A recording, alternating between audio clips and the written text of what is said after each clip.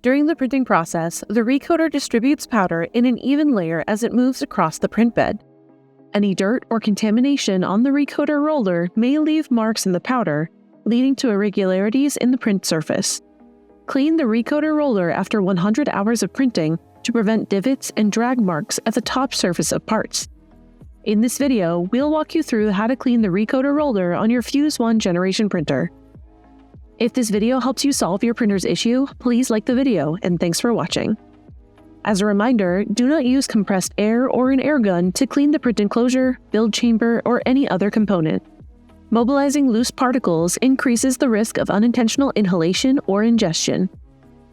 Let's get started with cleaning the recoater roller. First, put on a new, clean pair of nitrile gloves. Next, remove the build chamber and set it aside. The cleaning process is much easier with the build chamber removed from the printer. Next, we will move the recoater roller into position. Do not use your hands to do so, and instead, on the touchscreen, navigate to Maintenance, then Motor Moves.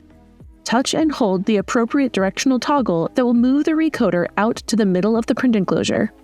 Next, using a microfiber cleaning cloth, wipe the full surface of the roller.